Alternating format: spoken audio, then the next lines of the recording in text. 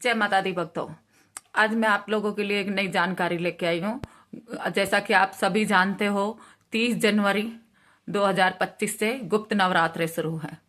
इस गुप्त नवरात्रे में आप छोटी सी सेवा माता रानी की करके अपने घर की समस्याओं का हल पा सकते हो।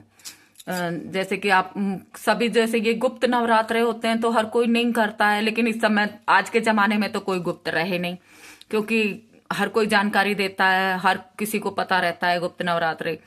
तो इस वजह से ना इनको गुप्त नाम ही रह गया। गुप्त वैसे गुप्त नहीं होते हैं, लेकिन फिर भी आप लोगों को मैं एक जानकारी दे रही हूँ। आप इस विधि से यदि आप करेंगे तो आपकी जो कोई भी समस्या है वो समस्या आपकी हल हो सकती है। हल हो सकती नहीं, हो ही जाएगी यदि आपके मन के भाव सच्चे हैं। तो इन 9 दिनों में आपकी बिल्कुल समस्या हल हो जाएगी। तो जैसे कि आप सभी जानते हैं कि नवरात्रों में घट स्थापना होती है। तो यदि आपकी इच्छा है घट स्थापना करनी है तो वो कर लीजिए। माँ को एक कोरा आसन लगा के चौकी पे माँ को विराजमान करे, साथ में गणेश जी को विराजमान करे। और इसके साथ में आपको पता है, एक तो अपने गुरु की पूजा करनी है। यदि आपका कोई गुरु नहीं है तो आप भोले बाबा के नाम का दिया लगा सकती हैं। शिव को गुरु मान के और उनके नाम का एक दिया जब भी आप पूजा करेंगे तब आप वो दिया जरूर लगाएंगे। उसके अलावा आपको भैरव बाबा का दिया लगाना है। भैरव बाबा का भी दिया लगाना है। और भैरव बाबा का देखो, सब कोई माता रानी काली को पूजेंगे, कोई दुर्गा जी को पूजेंगे, कोई दशम महाविद्या करेंगे। तो सबके भैरव जी अलग अलग होते हैं। तो आपको सिर्फ एक बटुक भैरवाय नमः ये ही नाम, तो जिससे कि भैरव को पता तो चले किसको बुला रहे हैं। तो इसलिए बटुक भैरवाय नमः के नाम से ही आप जाप करें उनके नाम का। यदि आप एक माला निकाल सकती हैं तो बहुत अच्छी बात है, और यदि नहीं तो फिर आप 11-21 बार नाम जरूर जपे उनका। और माँ दुर्गा का भी इसके साथ में आपको यदि कर रहे हैं तो बालाजी को भी पूजना जरूरी होता है। तो आप बालाजी को भी पूजेंगी। बालाजी के नाम का, चमेली के तेल का या तिल के तेल का आप दिया लगा सकती हैं। उनके नाम का दिया लगा सकती हैं। हनुमान चालीसा का पाठ कर सकती हैं, ये भी आप कर सकते हैं। तो इससे भी आप मतलब सभी को साथ लेके चलना होता है। यदि गुरु है तो गुरु पूजन करें। गुरु नहीं है तो आप भोले बाबा को, शिव महाराज को गुरु मान के और उनकी पूजन करके उनके नाम का भी दिया लगाए। उसके बाद घट स्थापना के बाद आपको गणेश जी का सबसे पहले आह्वान करना है। गणेश जी का आह्वान करने के बाद आप माता रानी का पंचोपचार से पूजा करें अच्छे से। और उसके बाद जो भी आपके पास भोग उपलब्ध हो जाए वो भोग आप अर्पण कर सकती हैं।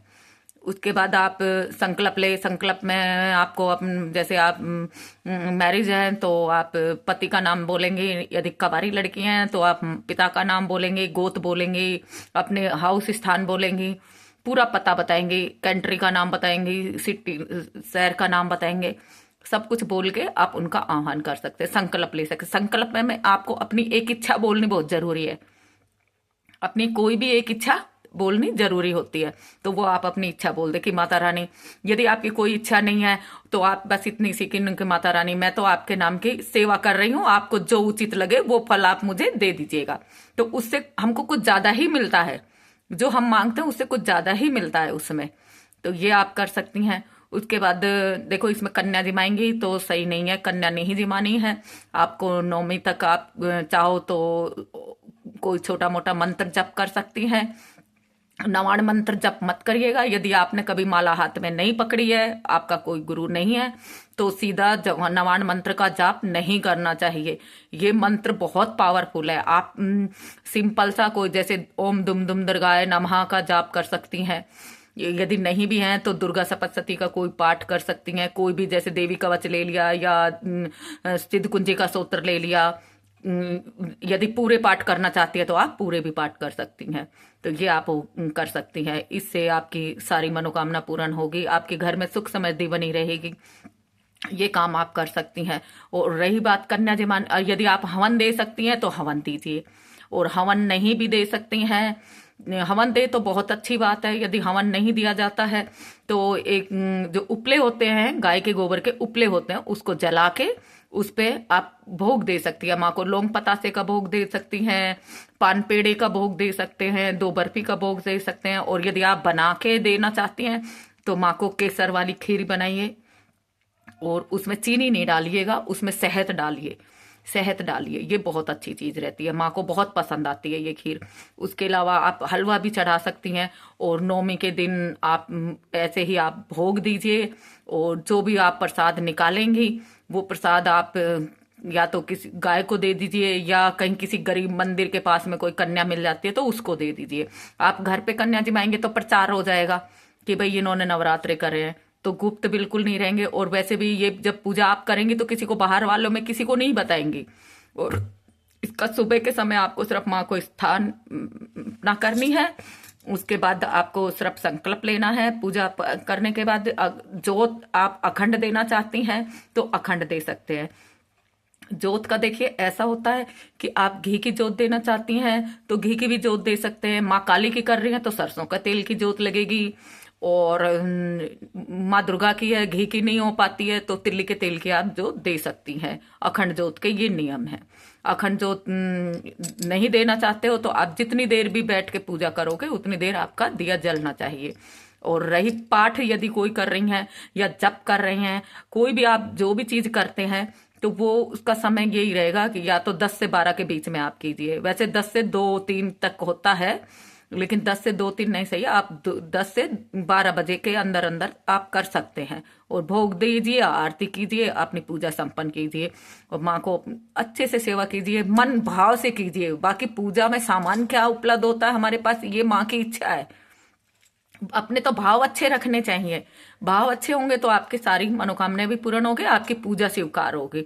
और लास्ट में आप जब भी पूजा करेंगे, शाम को पूजा खत्म की तो आपको माफी मांग लेनी है कि माँ मैंने जो आपकी सेवा की है, विधिहीन, मंत्रहीन, यंत्रहीन, तंत्रहीन, बस इस टूटी फूटी सेवा को आप स्वीकार कीजिए। और मुझे जिसके भी लायक समझे, जैसे के लायक समझे, जितने के लायक समझे, वो आप मुझे अर्पण के काबिल समझो, वो मुझे दे दीजिए।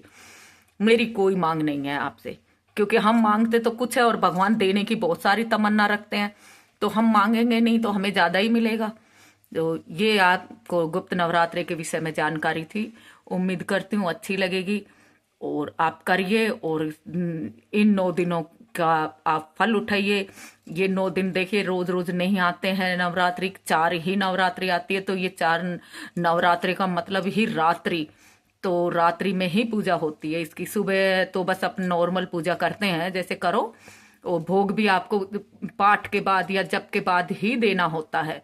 उसके बाद आप आरती करो, माफी मांगो और माता रानी के मत्था टेक के उठ जाओ। ये आपकी नवरात्रों की पूजा होती है। तो उम्मीद करती हूँ आपको ये जानकारी अच्छी लगी होगी। आप कीजिए और लाभ उठाइए। जय माता दी।